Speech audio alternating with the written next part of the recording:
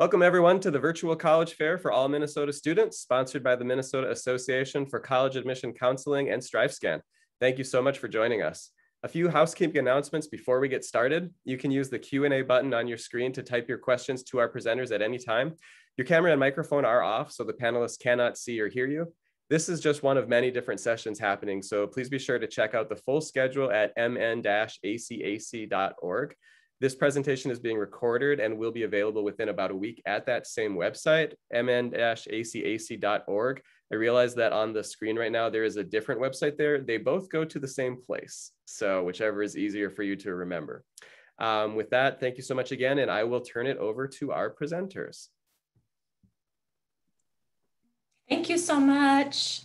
Good evening, everyone. My name is Jen Olson-Kringle. I work at Hamline University in St. Paul, Minnesota, where I serve as Director of Undergraduate Admission, and I will let my co-presenter introduce himself as well.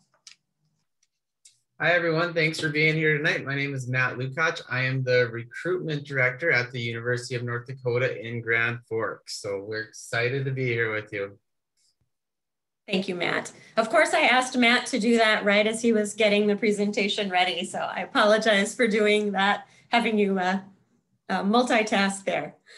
So this session is called Paying for College. We are going to spend some time this evening talking a little bit about the philosophy of financial aid. We'll do an overview of the FAFSA, the free application for federal student aid. We'll talk about what is financial aid, what constitutes financial aid, and then we'll share a little bit of a timeline with you as well.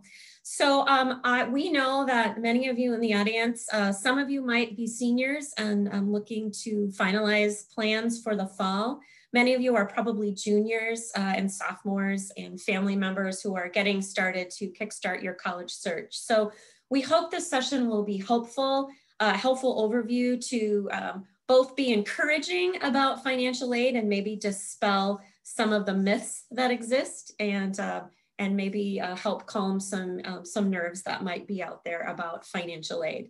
So Matt and I work in higher education. We work in two very different settings, but the reality is that the conversation about financial aid is very similar wherever you go. So this session, we are coming at it from really working with many students and families in our work. And so want to make sure that you all know that regardless of what type of school you're looking at, this session is for you. Okay, so let's jump in. We'll talk a little bit about how we think about financial aid. So financial aid is kind of a team effort, right? So you've got the student, you have the family, and then the institution. And in other cases, you'll have through the institution, you'll find out about access to potentially state financial aid as well as federal aid. So when we talk about your past, that would be your savings, the work maybe that if you have a job, that's what we're looking at when we talk about financial aid that's coming from past earnings. Current, when we look at that circle, that's the FAFSA, that's any scholarship applications that you might need to fill out at the individual schools that you're applying to, and perhaps applications in the states that you live in. And then finally, future funding. So when we talk about future funding, that tends to be loans, borrowing that you do at this point that will be paid back in the future. So those are kind of the ways that we think about this team effort among the three of us. So you as a student, your family members as support, and then the institutions as well as the state and federal government. Okay, so hopefully that'll give us a little bit of framework for talking through the different elements that you should be thinking about. So the first thing we're going to jump into is talking about the free application for federal student aid. So this is the form that you need to fill out to check your eligibility, to determine your eligibility for both federal student aid and perhaps any state aid that you might qualify for. So the dates that I've put here, if you're a senior, you're filling out the 2021-22 FAFSA. If you're a junior, you'll be looking for the 2022, 2023. So it depends on when you enter. The FAFSA, so this is what we call it, the free application for federal student aid, opens on October 1st before you enter college. So if you're looking at a term start of fall of 2022, this October 2021 will be when the FAFSA opens for you. You're welcome to look at the website. There's a lot of really good information in terms of answering questions. So even before you fill it out, I think it can be a helpful website. You can also apply for your FSA ID at any time. That's the ID that will help match your FAFSA to you and really determine, match your identity. You don't have to do that now, but that's something that you can do ahead of time. And then one word of caution, do not use anything or don't go to FAFSA.com. So that's, an easy one to remember, but that's not the government website. So make sure that you're using the .ed.gov site for the FAFSA, okay? You also shouldn't ever pay anybody or pay a website to do the FAFSA for you. You can do this on your own, and there are lots of us around that can help you fill it out and or answer any questions. That's why free is listed there, because it should be free for you, okay? All right, so let's move on to the next slide, Matt, and just a quick overview of what the FAFSA is doing. So anyone who's seeking need-based financial aid, so grant, work study dollars, loans, should complete the FAFSA. When Matt and I were talking about our session in preparation for this, one of the things we really wanted to make sure that we emphasized is that we want everyone to fill out the FAFSA. So even if you find out that you don't qualify for federal or state funding, you'll still have eligibility for federal loans. You might have eligibility for work study, and some of the institutions might really want you to fill out the FAFSA for some of their funding. So it's always a good idea to fill out the FAFSA. It's not required, it's just highly encouraged. So we wanted to start with that because our goal really is to help students and families pay for college. The goal of the FAFSA then is to really evaluate a family's ability to pay for education and distribute essentially a limited number of resources in an equitable manner. So what it's doing is it's using a pretty standardized formula to determine what kind of eligibility you and your family might have for the resources that exist. The FAFSA uses what we call prior fiscal or tax year data. So if you're going to college this fall 2021, the information on your FAFSA is from 2019. So it used to be a long time ago that it was just a year prior. So there was always this rush for families to get their taxes figured out and filed so that they could do the FAFSA. A number of years ago, that moved to be prior, which has been really helpful for streamlining a financial aid process for families and to help you get information much sooner. So that has been a really nice change in the FAFSA. The FAFSA will calculate what's called an EFC, or an expected family contribution. That's a language and terminology that you'll start to hear college admission and financial aid and your guidance counselors use.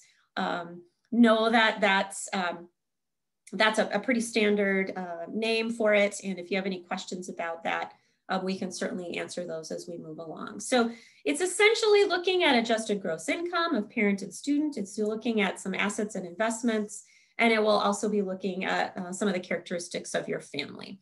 So that's an overview of the FAFSA. I think there's definitely a myth out there that it's a big, long form that's really scary. It turns out that they've made a lot of adjustments to it. So while it does require you to prepare to fill it out, and you definitely need to put some time aside to do it, it's certainly something that is manageable to fill out when it's time to do so. So want to make sure we encourage everyone to do that. So let's talk about how the FAFSA defines need. So essentially what's happening is that, or how we define need, we're going to look at the cost of attendance. So for example, the cost of attendance at Hamlin will be different from the cost of attendance at UND. So your COA will vary, that will vary. Your expected family contribution will be the same across the board. So that's not necessarily going to change from school to school. So that's why you only have to fill this out once and then send it to multiple places. So what we do is we take our cost of attendance, we subtract the expected family contribution, and we end up with your financial need. So that's how colleges really break down the information they get from the FAFSA. There is something called a net price calculator that we want you to be aware of as well. Know that all colleges and universities that distribute financial aid, federal aid, and state aid do have these calculators on their website.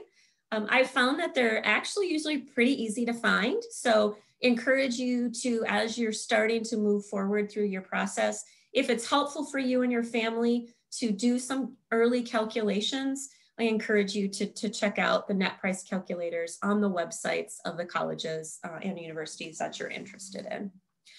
So what goes into this cost of attendance? So when we talk about cost of attendance, we're talking about tuition and fees. We're talking about room and board if you're planning to live on campus.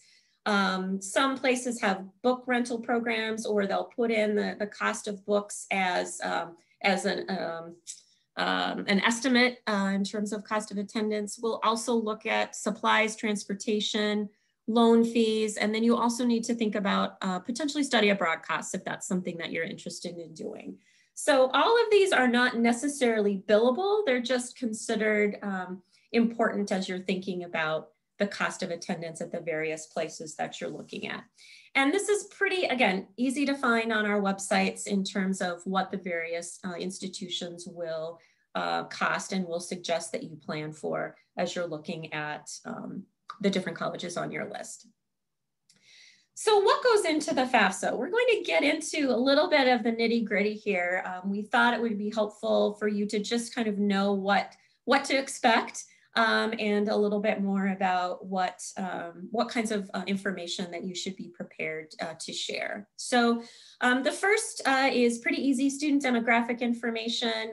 You'll need quite a bit of information to identify yourself. So it is, that's why there's a PIN number and an FSA ID, because there's some identifying information, including social security number, driver's license information. You'll have the opportunity to list up to 10 schools on your FAFSA, so on your FAFSA. So those are all the schools that you're thinking about. And essentially what you're doing is you're saying, I want these schools to get my FAFSA information so that they can provide me with a financial aid package. You don't have to list 10 schools. If you don't have 10 schools that you're looking at, that's fine.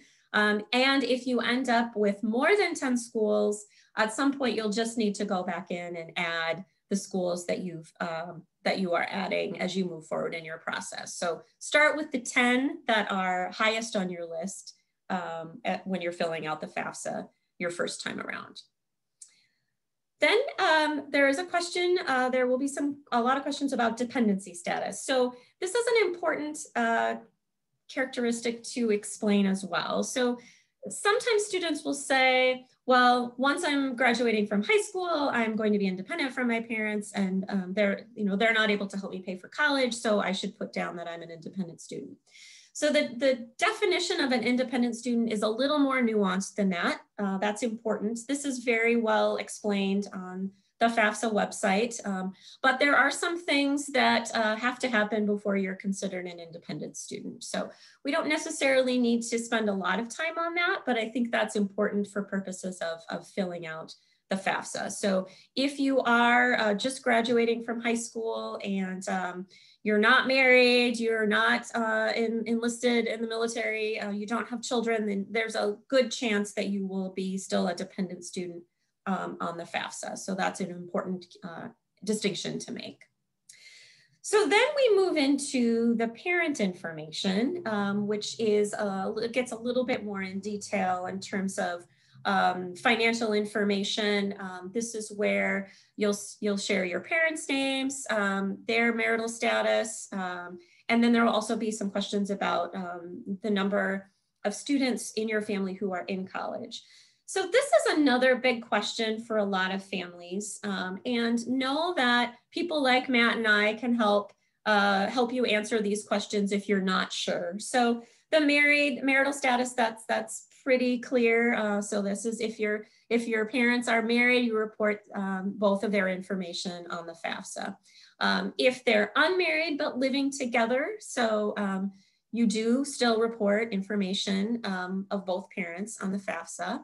When you get into a divorced or separated situation, then you're going to be looking at two things. So one, who have you lived with the most in the last 12 months? That's typically the parent that you will list in terms of their financial information. A lot of students will say to me, well, gosh, you know what, we have equal, I spend half and half of my time, equal custody.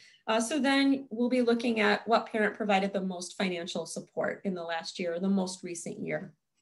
If there are more questions about that, like I said, there are staff members like Matt and I at every school that you're looking at that can help you. And really, because you use the FAFSA, you share the FAFSA with all of the schools, you don't have to ask individual schools. You can just ask one of us. So if you happen to get one of us on the phone, we can help you answer those questions. All right. So that'll be an important element as well. The other piece, of course, will be your financial information. So this is one of the things that helps or that can be really helpful. So you'll need to use and provide tax information from, like I said earlier, the prior year. There is something built into the FAFSA called the IRS Data Retrieval Tool, which is a really nice tool that has been added in recent years. It's optional, but it's recommended. I can tell you from using it myself that it is a very helpful tool. So what it does is if you have filed taxes, if you did file taxes in that year, and they can match your identity, they can pull in, the FAFSA can pull in with your, of course, with your permission, information from your tax records into the FAFSA. So that can streamline the process for you quite a bit. You'll typically still need to have your tax information in front of you because there are some follow-up questions just for verification purposes. But this is a wonderful tool that has really streamlined the FAFSA in recent years. You'll also be asked about parent and student assets, including savings accounts, any checking accounts, so any financial information that you have on hand that could be helpful for the college process. So you'll want to have that information with you when you fill out the FAFSA as well. Following up on this and continuing to talk a little bit about assets and investments, here's a quick list of things that you should report and things that you shouldn't report. So this is, again, getting into real specific kinds of things. But one of the questions, when you look at what to not report, I think that list is super helpful. So families don't report the home that they live in. You don't report retirement accounts. Those are protected for the families. If you own your own business, so parents, if you own your own business with 100 or less full-time employees, that's something that you don't report. Family farms are not reported as well. So any rental property that you have or a lake home, those kinds of things do get reported, but the one that you live in does not. So again, helpful information just in terms of framing what the FAFSA is looking for. So once you've entered then all of your financial information and you've finished putting all of that detail into the FAFSA, you will sign and submit it. So both the parent and the student will verify that the information is accurate. So that's where those FSA IDs matter. This is from what I mentioned earlier. This is how you electronically sign your FAFSA. And then you'll get a confirmation that the FAFSA has been received. And you'll get, shortly thereafter, you'll get what's called a student aid report or a SAR. You'll be able to look at that. And then it'll also tell you any particular other steps that you should take. In some states, you might need to fill out additional information. For the most part, though, you're pretty well set once you've clicked submit on the FAFSA. A couple of extra notes about the FAFSA. You do need to reapply each year. It's a renewal process. So again, it's fairly streamlined after the first time you're doing a renewal, but you do have to, again, you'll update it with your most recent prior year information. So know that it does need to be done each year. And then there is something called a special circumstance. So a great example is that the last year, of course, has provided a good amount of turmoil for a lot of people. So for example, people that had a pretty normal 2019 financially, perhaps 2020 was very different. So because the FAFSA for our incoming first year students is looking at 2019, there might be a lot of families that need us to take a second look at their financial information. This is called a special circumstance. And a special circumstance is something that you do work with the individual colleges and universities on. We all have our own process by which we work through. I'm thinking it's pretty similar from place to place. So I've worked at a couple of different colleges and it's been a pretty similar process. And I always encourage students who are talking to me about a special circumstance at my institution to make sure they're going through that process at the other schools that they're considering. So always touch base with your financial aid office at the schools on your list if that's something that might be a situation that you find yourself in. Know that that is a very normal occurrence, and we're happy to work with students and families on that process. Okay. So I think that is wrapping up the FAFSA, which I know that was a lot of information. Matt, any particular questions at this point, or? Yeah, we do have a couple questions. So one is, what if there is no parental contribution EFC? Why is that part of the equation?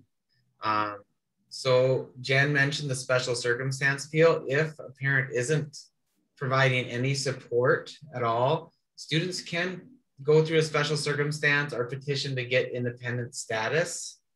But the FAFSA requires that parent information if they are dependent in any way, shape, or form. So I would follow up with your institution that you're planning on going to and see if what their process is to determine the EFC, because they can always work with you and try to do their best for you, I guess. So. Yep, exactly. Yep. Thank you, Matt. Great answer. That's exactly how I would answer it too. So. Can parents help their child pay for college too? Absolutely. We welcome that. Yeah, so that's one of the big elements of the FAFSA, which gets back to that philosophy of it being a team effort. So like the institution might bring in some aid, the state that you live in or the federal government might provide some aid, and then there's student and family contributions. So yes, as much as possible, that's very helpful. In some cases too, for alternative loans, parents might need to help as co-signers. And then there are also loan opportunities for parents to help that parents can take out in their name if they'd like. Those are all really individual choices, and each family is in a different situation, certainly. So what we can provide information. We don't necessarily suggest what you should do as it relates to that kind of funding, if that's helpful. So that's how I would yeah, answer. and that's exactly right. And any amount you can pay up front and not finance is a good amount. It doesn't matter how little or small it is. So absolutely. Next question is, when you apply for FAFSA, when is it the best time to apply? Your senior year? Yes. Yes. Specifically October 1st. Yep, definitely don't want to do it before then. Yep. All right, do we need to report any non-US overseas accounts? Ooh. That's a good one. That's a good one. I don't know that one, Matt, do you? I don't. Normally, I would assume if that is reported, it's going to be in the verification process. Yeah. Yeah. So if it wasn't U.S. income, it probably isn't going to be included in taxes. So I would guess that it's going to be, though, requested in the verification process. Yeah. So, all right. We had to resubmit our FAFSA because we filled it out incorrectly. What are the chances that our schools won't look at it again? And how should we be sure that that happens? Ooh, that's a good question. So we tend to, or not tend to, we get updates. That's part of our process as our financial aid offices. So I think we get notified of any updates or changes. So I think you're in a pretty safe position that the schools will look at it. I think to be safe, I would definitely contact the schools that you're most interested in to make sure that they are taking a look and that they're on the lookout for those changes or those updates so that any potential changes to your package are made. But I think you're in a pretty, you should be pretty safe. So. Yeah, and if you want to make sure, again, just contact the school and just tell them you made a correction, and then they'll retake a look at your FAFSA. So. And then how much of any impact will the financial aid have on the admission process?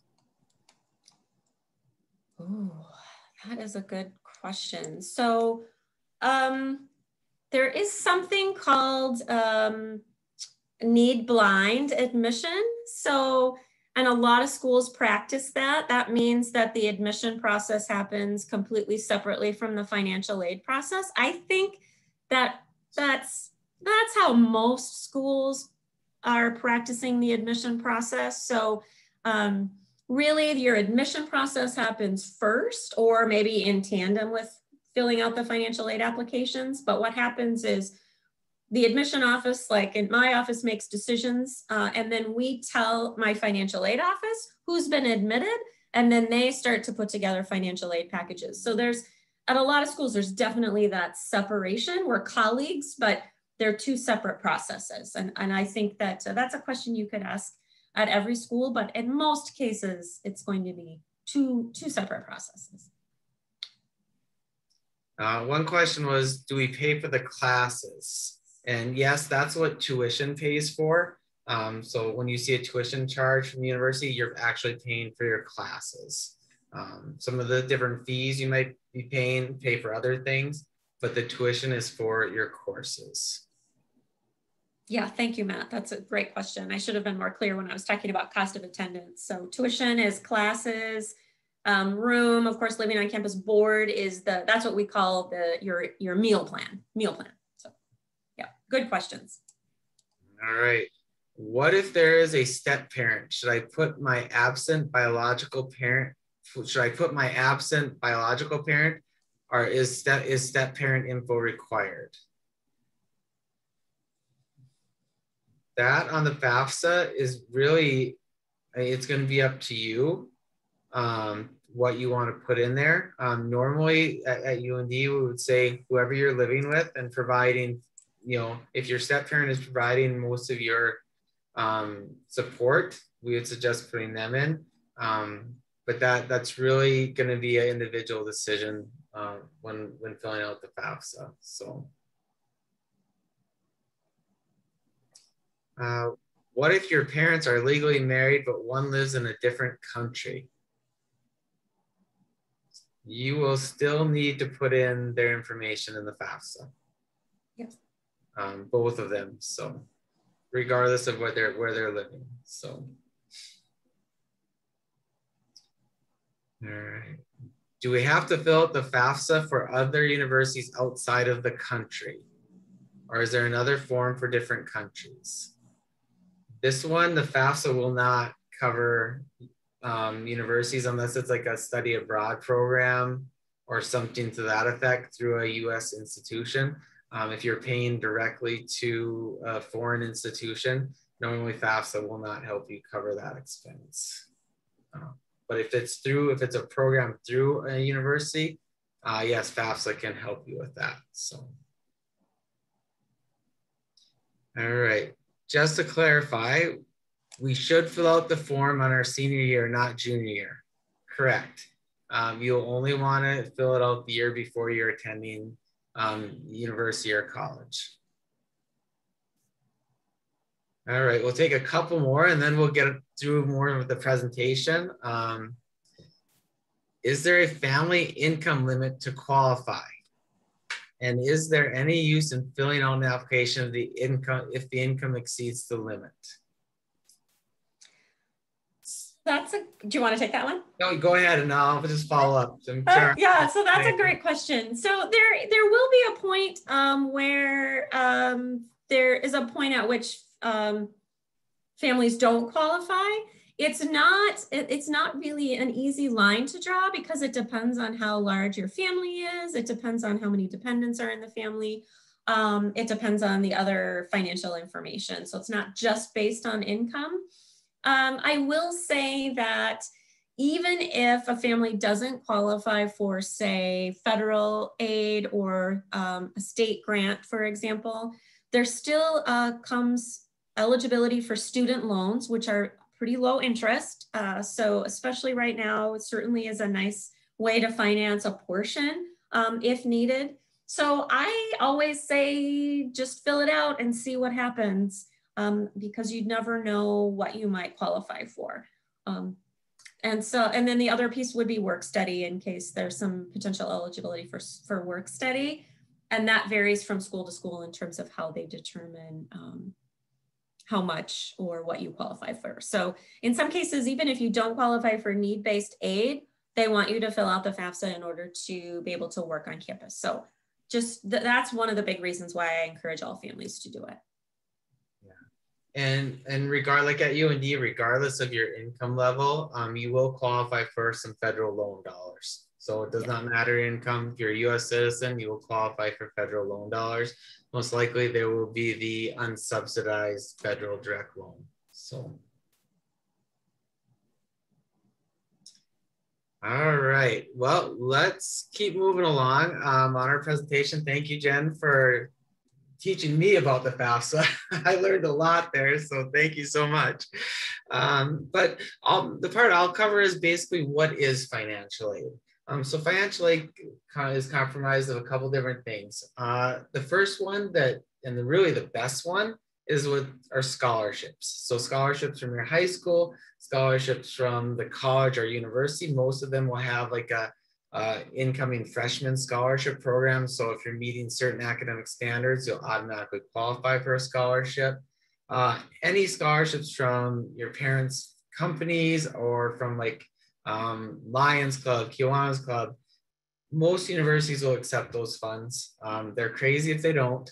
I know at UND, any scholarships will be accepted. You'll really want to work with your university's financial aid office when you do get those scholarships. If the money's directly sent to you, you'll want to get it to your university's financial aid office as soon as possible because they'll want to make sure they can get that to your account. Scholarships are also free money you don't have to pay back. And that's really the best money in a college education that you can have. The next thing, grants. So via the FAFSA, you can earn some need-based grants, which are called Pell Grants. These are also a great financial aid option, a great thing to get because you do not pay grants back. They help you pay for college. They're not a loan. Again, they're free money, and really, along with scholarships, those are really the best two financial aid options that you can have. So if you get those, great. But if you don't, there are other financial aid options also. The main one that we see are loans. We either see the federal direct loans that you get from the FAFSA, or there's what's called a private educational loan, which is from individual banking institutions. There's lots of different private education loan products out there. And the other loan type that we normally see is what's called a Parent Plus loan. And that is where a parent is taking out a loan for the student from the federal government. So that's another option for loans. And on here, you'll see employment opportunities. So via your FAFSA, you can gain what's called federal work study dollars, which is basically allowing you to work and gain a paycheck that's pretty much tax-free if it's federal work study. Some universities also want to see your FAFSA to indicate if you can get an on-campus job because they base their jobs on need also. So again, different kinds of financial aid, all are good in their own way, shape, or form, and can help you pay for your college. So we touched on this on scholarships. So I kind of went over the institutional scholarships based on academic and your talent. At UND, I know at least our academic departments do award their own scholarships. So it really pays to do well in high school and do well as you're going through college. And then there's those private or outside company scholarships. We touched on grants a little bit. The main one is the federal Pell Grant, but there is the supplemental grant, the SEOG. And if you're going into like a teacher education program, you may qualify for a TEACH grant. Another great options, again, TEACH grant will probably have some qualifications you have to meet after you graduate. So you don't have to pay any of that back, but it's also a good thing if you're going to be a teacher. The one thing that's new is what's called a relief or emergency grant. This is what's like the CARES Act funding coming from the federal government. Most schools are getting some funding to help students pay for college or pay for expenses. So you'll really want to inquire at your individual institution about the opportunity to receive these funds. They may require a short application, or in universities may just be doing grants or block grants and giving these funds to their students when they're receiving it. So check into it with your university. Hopefully those funds can help our students pay for college also. Your state will also have some grants. Both Minnesota and North Dakota have a state grant program. So most state grant programs will use your FAFSA to determine if you're eligible for those grants. So they are mostly need-based grants. Other states may do it differently. If I know in North Dakota, it is a need-based grant program. But another great funding option, another option you don't have to pay back. The last one on here for grants is institutional grants. So there are some universities that have their own in-house grant programs. And so that's a great thing for those universities. They can provide and help fill funding gaps for students by using those grants, or they can be need-based also. All right, the next category is the self-help aid. And this is where we see the loans. The primary loan universities will receive from students for payment are the federal direct loans from FAFSA. There's two different kinds of loans. One is called subsidized and one is called unsubsidized. Both have the same interest rate right now. The main difference in the loan types is that subsidized, they do not accrue interest as you're attending school. So if you're going to take a loan and you're offered a subsidized loan, that is the very best loan product you can get because you are not paying interest on it while you're attending. Unsubsidized loans will accrue interest while you're attending. Other loans are like the self-loan and alternative or private loans. Those are normally going to be unsubsidized loans from private banks or private companies offering educational products. The Minnesota self-loan is really a great loan. We see that here at UND. Along with, we have a Bank of North Dakota loan that is also a good product. But your schools should have a listing of all the educational products or educational loan products out there available to you. The last loan is the Federal Direct Plus loan. Again, this is unsubsidized as well, so it does accrue interest. And this is in the parent name. So that's really one thing to remember about a plus loan. Parents, you are responsible for paying this back. Students, you are not responsible for paying this back. So it's a big difference. So just be aware when you're doing a plus loan what you're getting into with that. But a really good option and really easy to get through your school's financial aid office. A couple other kinds of self-help aid. One is called the 529 College Savings Plan. So this is something you probably set up when your kids were in first or second grade, and you've been putting into over and over, and these funds can be used to pay for the college education. Each savings plan, college savings 529 plan, is going to have its own rules. So you really want to check with your provider on what it can and cannot pay. And lots of them will do a direct EFT payment to the school, or they'll cut a check to the school based on what you're requesting. Some of the college savings plans will ask for documentation about cost of attendance, so they make sure they're not paying out more than what the cost of your college is. But again, you'd work with your financial aid office at your school, or like a one-stop student services, and they will help you with that information. The last one is just a direct payment. So as we said earlier, any amount you can pay and not have to finance is a good amount. So if you've been saving up, lots of schools will have a prepayment option. You can put it in there, and when the bill comes out, it will just pay it automatically. So definitely a good option if you're going to make direct payments. Other financing options, and these are really good things to inquire at your university. Payment plans, they're really good. I mean, lots of universities will have like either a semester plan or a year plan, and allow you to make payments towards your bill. So really something each university is going to be individualized on.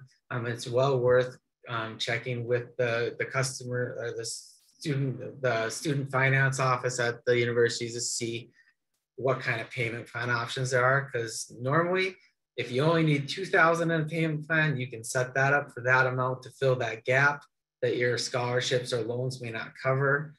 So again, another good way to help pay for college, and I strongly suggest that you inquire at your financial aid office or your customer service office at your university.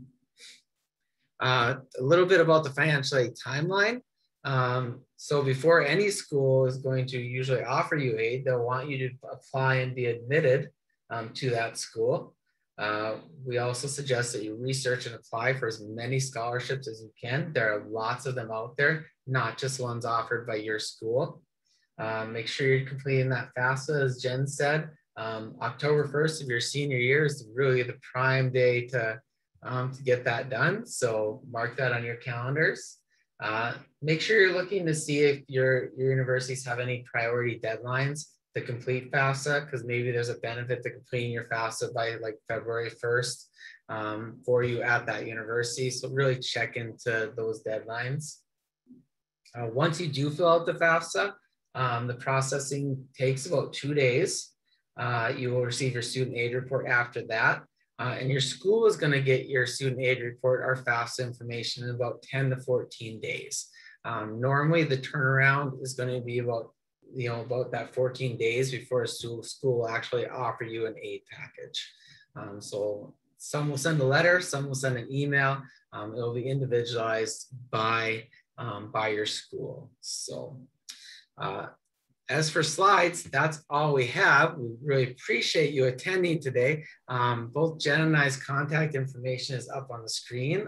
If you have questions or want to email us, go ahead. I know we do have lots more questions. Jen, I'm losing my voice, so I'm going to depend on you for the questions. I'll try to help answer. All right. Thanks, Matt. I appreciate it. Okay, so one of the questions is about, is the presentation going to be available online? So yes, this is being recorded. So I believe that that will be posted, maybe not immediately, but Garth will probably tell us this before he wraps up. But yes, this is being recorded, so you can go back and look at information that would be helpful for you. Then there is a question. Can you run through the do not report items for the FAFSA again? Matt, can you scroll back to, it's the assets and investments screen. We could leave that there for a minute or two. Yeah, there you go. Yep. So yeah, that's a helpful list. Whomever asked that question, I think that can be a really helpful list. And also know, as I said, there are lots of nice, helpful tricks, or not tricks, helpful hints, sorry, not tricks, hints on the FAFSA website. So anytime you have a question about what it's asking, you can click on the little question mark and it'll tell you what it's looking for. So lots of good information about this list, for example, is on the website. So excellent. All right. And let's see.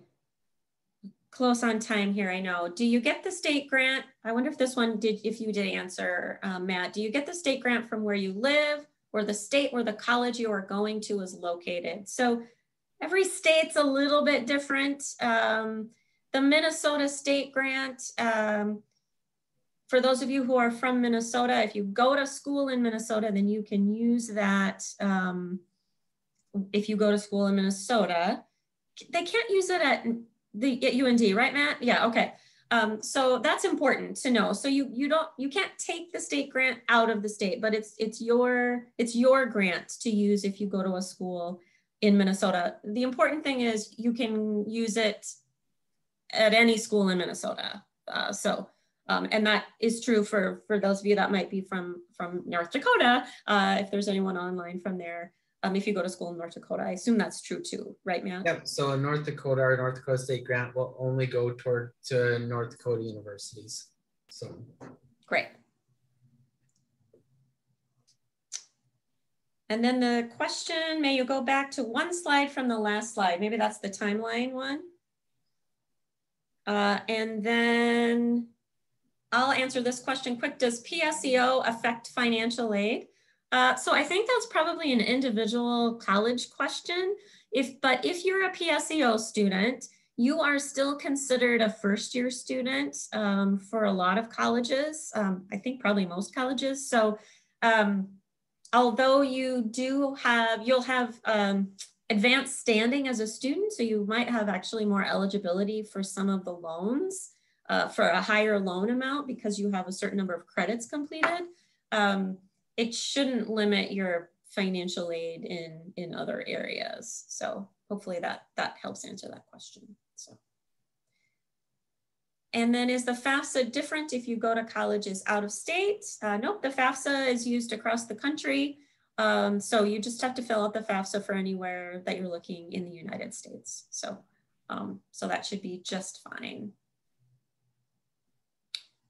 All right, so we might not get to all of the questions here. I'm mindful of time. Well, maybe we have a few more minutes. So I think actually maybe we're in pretty good shape here. We do not report. Okay, so another question about business and business income. Good question. So the question is about what do you report, I think, if you own your own business when that is actually your income. So my understanding is that you would report the income, but not the value of the business. I think that's the differentiation between those two to provide that differentiation of the two things. So what is it that you as the family report as your income or take home kind of thing. And that's what the FAFSA cares about, but not necessarily the value of the business. Is that correct, Matt? Yep, you are right on. From my understanding, yes. All right. Well, thank you so much, everyone, for being a part of this session tonight.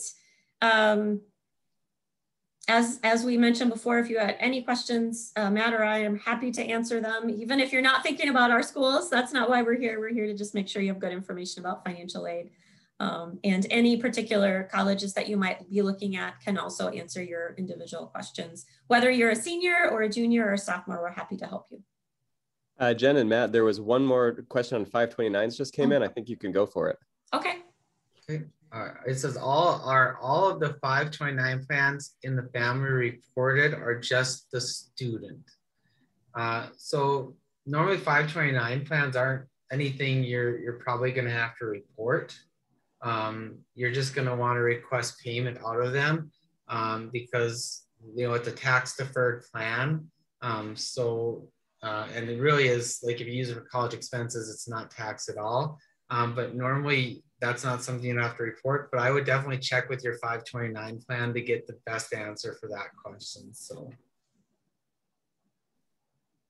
Awesome. Thank you so much, Jen and Matt. Thank you so much to all of our presenters, both of our presenters, as well as for the panelists, for all of you joining us today. Just a quick note, there is a survey at the end of this. After you close the window, there'll be a 4-question survey, and it is really helpful if you fill that out for us. Again, I posted in the chat the link for where the recordings will be, but they will be available in about a week. strifestand.com/Minnesota, also mn-acac.org, and you can get to the virtual college exploration event. Also, there are many other sessions with wonderful presenters and wonderful information, so please do sign up for more. That's again, strifescan.com/Minnesota or mn-acac.org. Thank you so much, everyone, and have a great night.